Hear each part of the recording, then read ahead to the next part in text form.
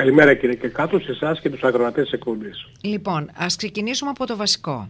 Να μας εξηγήσετε τι δουλειά θα κάνει αυτό το σύστημα, πώς θα λειτουργήσει και μετά θα μας πείτε πότε θα λειτουργήσει και τι υποχρέωση έχουμε εμείς οι δημότες, οι πολίτες που θα χρησιμοποιούμε το σύστημα της ελεγχόμενης στάθμευσης.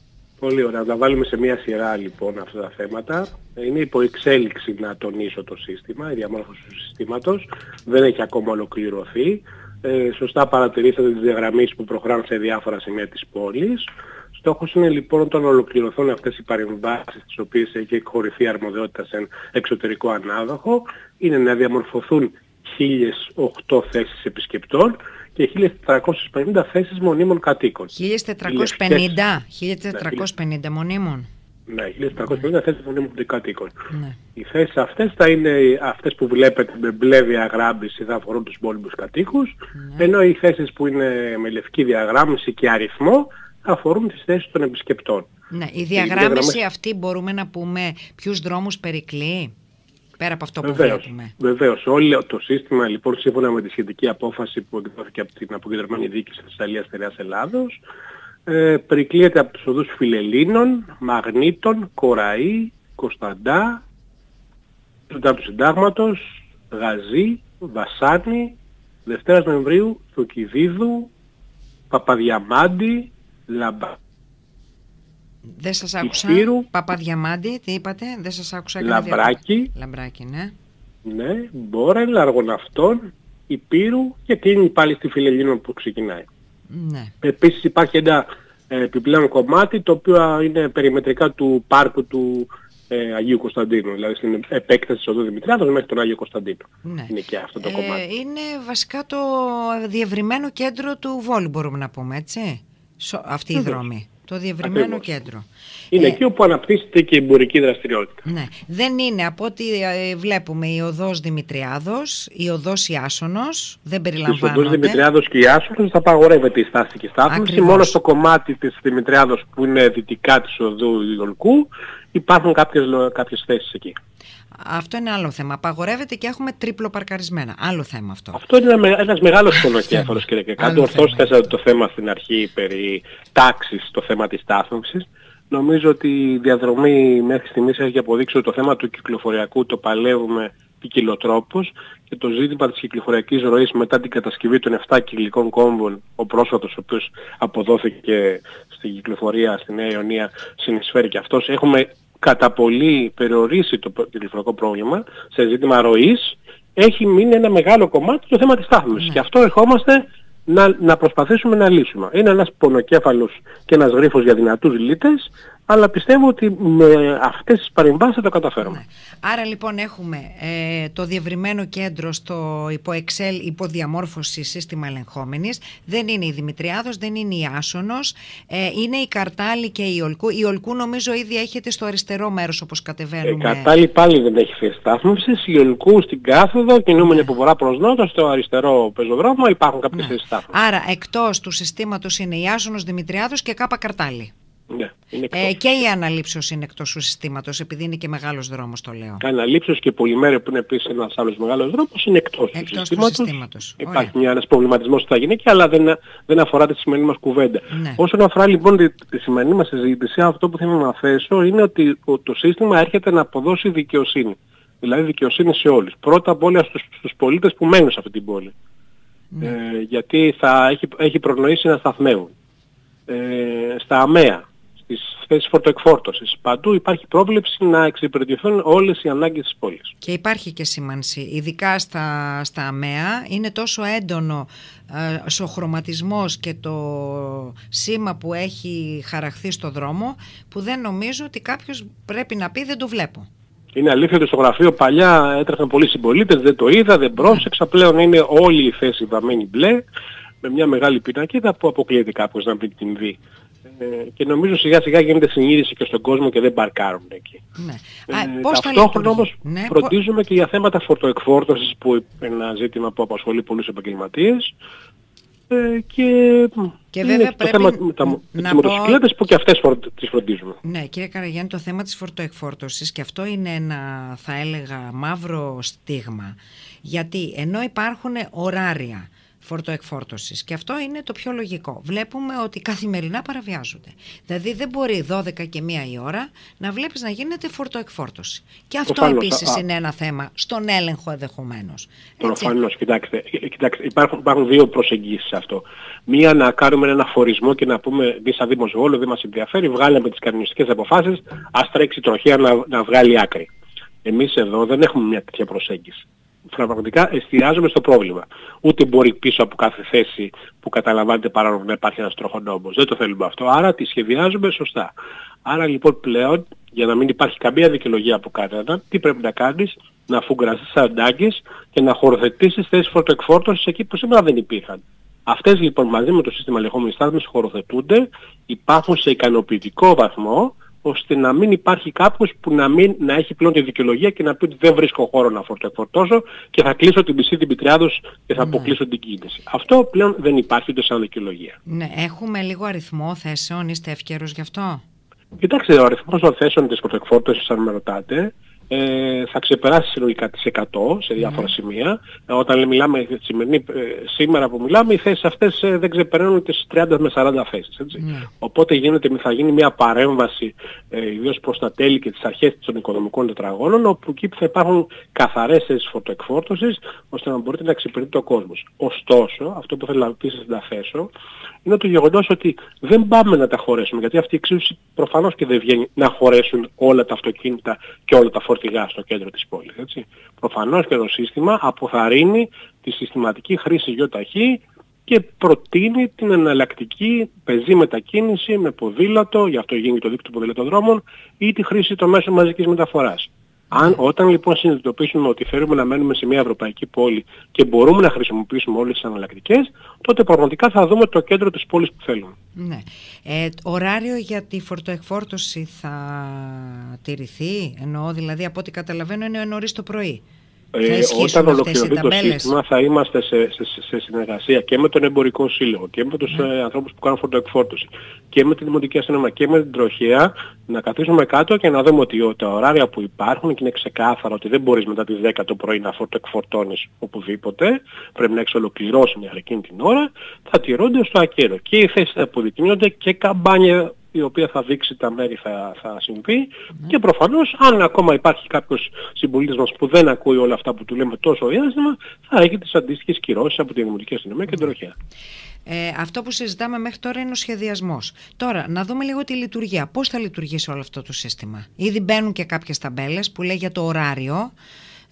Μπαίνουν οι ταμπέλες, βεβαίως. Ναι. Μπαίνουν οι ταμπέλες οι οποίες αφορούν τώρα τις θέσεις επισκεπτών. Ναι. Εξηγήστε λίγο τη λειτουργία του συστήματος. Καταρχήν το σύστημα θα δουλεύει από τις 9 το πρωί έως τις 9 το βράδυ τις καθημερινές, Δευτέρα με Παρασκευή, και 9 το πρωί μέχρι 4 το μεσημέρι, τα Σάββατα, προφανώς Κυριακή και Αργίες, το σύστημα δεν θα είναι σε λειτουργία. Για να λειτουργήσει θα υπάρχει μια χρέωση της τάξης του 1 ευρώ ανά ώρα, θα υπάρχει μέγιστη διάρκεια στάθμευσης για 3 ώρες και η πληρωμή θα γίνεται με όλους τους τρόπους που υπάρχουν διαθέσιμοι, δηλαδή και με κάποιες ηλεκτρονικά μέσω των smartphones, αλλά και μέσω κάποιων μηχανημάτων που θα τοποθετηθούν σε διάφορες θέσεις. Ναι, αυτό στις θέσεις των επισκεπτών που είναι 1008 όπως είπαμε, 1 ευρώ ανά ώρα και 3 ώρες μέγιστη παραμονή. Τώρα, το μεγάλο ερώτημα αυτό είναι... να ρωτήσω, διακόπτω, με συγχωρείτε, αλλά αυτό το θέμα των 3 ωρών δεν είναι τυχαίο. Έτσι θέλουμε να δείξουμε ότι κάποιος θα έρθει στο κέντρο, ο οποίος θέλει να πραγματικά να έρθει να κάνει μια δουλειά, να πάει σε έναν γιατρό, να αφήσει τη μητέρα του, το σύζυγό του, το παιδί του. Να κάνει τα ψώνια του και όχι να παρκάρει μόνιμα. Μπράβο. Δεν θέλουμε λοιπόν ένα αυτοκίνητο που θα έρθει στο κέντρο για να μείνει για 10 ώρες. Ναι. Η πληρωμή που είπατε θα γίνεται με πολλούς τρόπους. Δηλαδή θα γίνεται πώς ακριβώς? Κοιτάξτε κύριε Κάτου, δεν ανακαλύπτουμε την Αμερική, έτσι. Προφανώς ούτε τον τροχό. Προφανώς έχουμε πάει σε καλές πρακτικές που έχουν υιοθετηθεί στο εξωτερικό και με τη βοήθεια της τεχνολογίας πρέπει να είμαστε σε θέση να προσφέρουμε εναλλακτικές λύσεις στην πληρωμή, είτε μέσω από την εφαρμογή που θα υπάρχει στο κινητό για άμεση πληρωμή, στην οποία να προσθέσω ότι θα δηλώνεις προφανώς τη θέση στάθμευσης που βρίσκεσαι και το σύστημα με τη βοήθεια. Θα δηλώνεις δηλαδή μέσα από την εφαρμογή το νούμερο που είσαι. Δηλαδή, εγώ έχω παρκάρει στο νούμερο 450.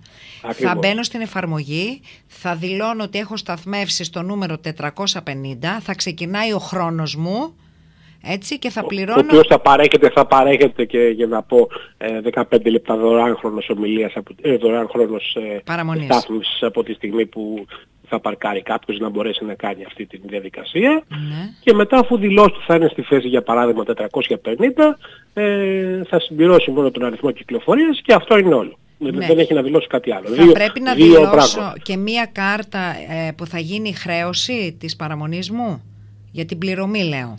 Προφανώς, όπως η κάθε ηλεκτρονική συναλλαγή, θα δηλώσει την κάρτα, όπου θα γίνει αυτομάτως η χρέωση. Πλέον τα συστήματα, κυρία Κικάτου, είναι πολύ εξελιγμένα και δεν υπάρχει κάποια ανησυχία σε αυτό. Νομίζω έχει εξοικειωθεί το μεγαλύτερο ποσοστό των συμπολιτών, αλλά για αυτούς οι οποίοι δεν έχουν εξοικειωθεί, δεν έχουν smartphone, δεν θέλουν να χρησιμοποιήσουν αυτή τη λογική, θα υπάρχει και η κλασική συνταγή της ύπαρξης ενός μηχανήματος, όπου θα μπορέσουν να κάνουν την ίδια συναλλαγή εκεί. Ναι. Τώρα, φαντάζομαι ότι θα υπάρχει μια άλλη διαδικασία για τον έλεγχο της στήρησης του ωραρίου, εννοώ των 3 ωρών, που είναι και το maximum. Αυτό είναι ένα επίσης μεγάλο θέμα και εκεί βέβαια έχει να κάνει με τον έλεγχο του συστήματος.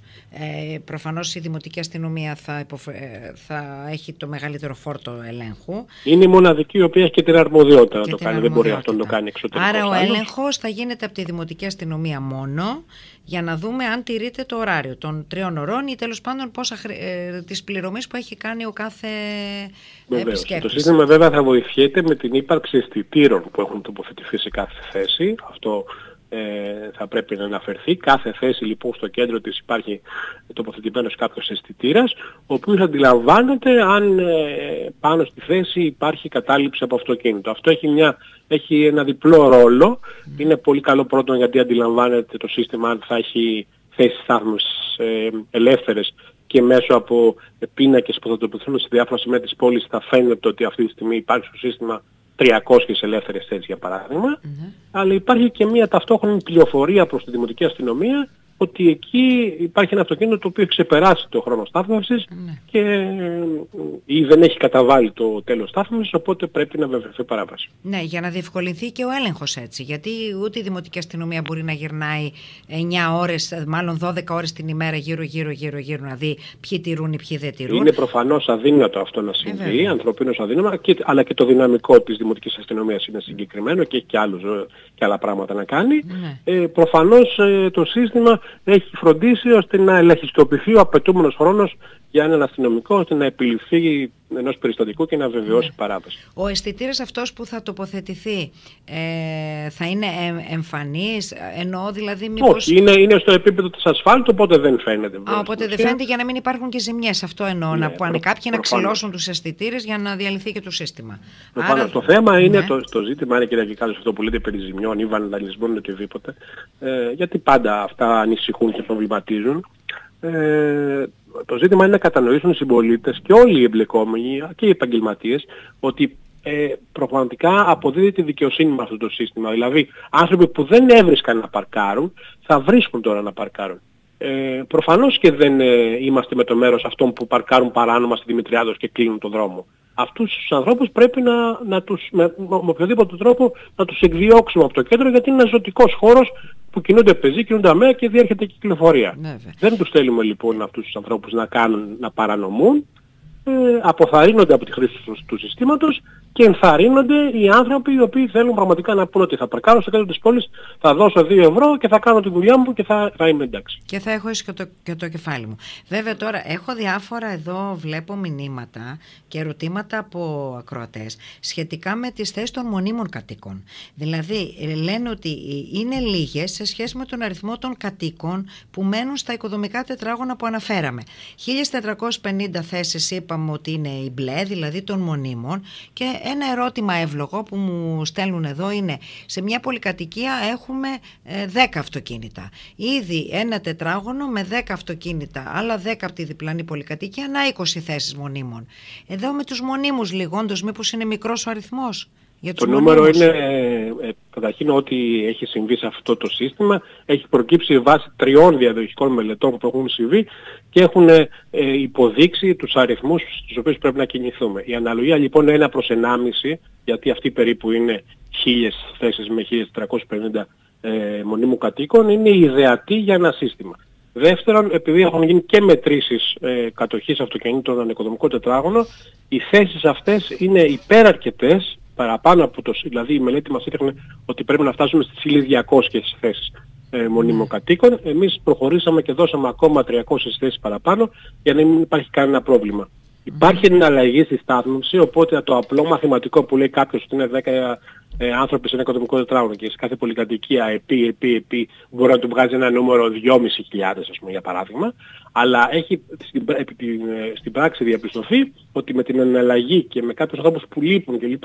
Οι 1.500 θέσεις είναι υπεραρκετές. Ναι, είναι εναλλασσόμενη δηλαδή μόνιμη στάθμευση. Βεβαίως. Και πάντα πρέπει να συγκρίνουμε πώς βρίσκαμε τώρα αυτή τη στάθμευση. Έτσι, δηλαδή δεν θα κάνουμε κάτι μαγικό ξαφνικά ο καθένας να παρκάρει έξω από το σπίτι του.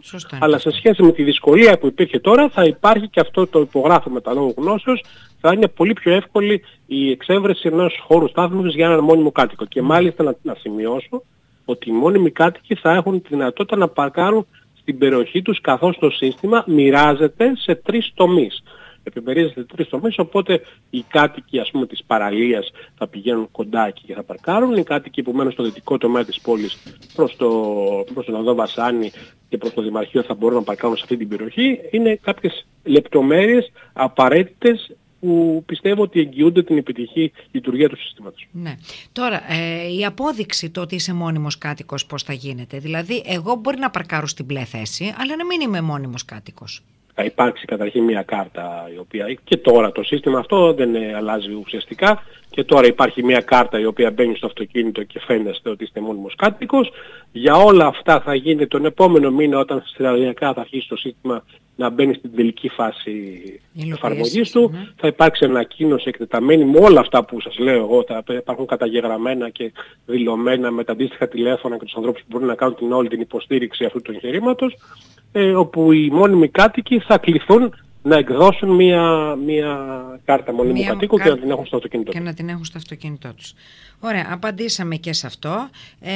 Τώρα, το πότε θα λειτουργήσει δεν το ξέρουμε ακόμα ακριβώς. Αυτό είναι μια εκτίμηση ότι μπορεί να γίνει μετά από 1 μήνα, αλλά είναι μια αίσθηση καθώς ο ανάδοχος προχωράει με τις παραγγελίες συν τις παρατηρήσεις που του κάνουμε γιατί εμείς έχουμε το ρόλο της επίβλεψης, της εποπτείας στο σύστημα αυτό.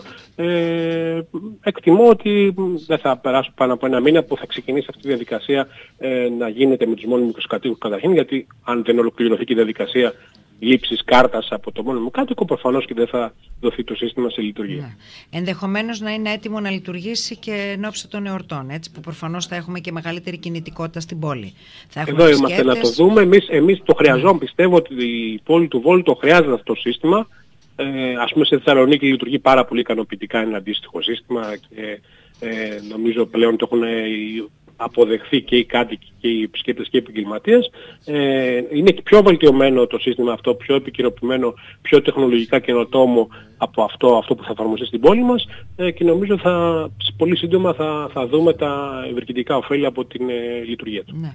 Και κάτι που θέλω να παρατηρήσω εγώ, αυτές οι εισοχές που γίνανε για την ολιγόλεπτη στάθμευση. Βλέπουμε, κύριε Καραγιάννη, ότι έχουν αποδειχθεί κανονικές θέσεις στάθμευσης για μόνιμη στάθμευση. Και όποιος προλάβει και βάλει το αυτοκίνητό του και ενδεχομένως και 2 αυτοκίνητα, δεν το μετακινεί όλη τη μέρα. Αυτό είναι ένα θέμα. Είναι πραγματικά, προφανώς δεν βγήκα για να πω ότι έχουν λυθεί όλα τα θέματα, αλλά λέμε ότι πλέον έχουμε το εργαλείο για να λύσουμε θέματα όπως αυτά και όταν νοικοκυρεύεις κάτι, όταν βάζεις τάξη στο κυκλοφοριακό και μετά βάζεις και τάξη στο θέμα της στάθμευσης, θα μπορέσεις να λύσεις τέτοια ζητήματα που στην ίδια πόλη είμαστε και κυκλοφορούμε, το διαπιστώνουμε κι εμείς, αλλά πλέον να συνεννοηθείς ότι μπορείς πλέον να παρκάρεις και εκεί, μπορείς να έχεις και αυτή την εναλλακτική Και τέλος πάντων, αν εσύ θέλεις να μπεις στην εσοχή και να παρκάρεις όλη μέρα, θα εμφανιστεί η Δημοτική Αστυνομία η τροχιά και θα σου βεβαιώσει ένα ρόδο το πρόστιμο για όποιον ακόμα θελήσει να φέρεται σε αυτή τη μορφή. Αλλά νομίζω ότι σιγά σιγά σταδιακά, και έχει αποδειχθεί αυτό, όταν βάζεις τους κανόνες και είναι δίκαιοι κανόνες, νομίζω ότι και οι πολίτες αργά ή γρήγορα ανταποκρίνονται και πλέον θα έχουν μια πολύ καλύτερη εικόνα στο κέντρο της πόλης. Και ο έλεγχος να είναι πιο συστηματικός, εγώ αυτό έχω να πω.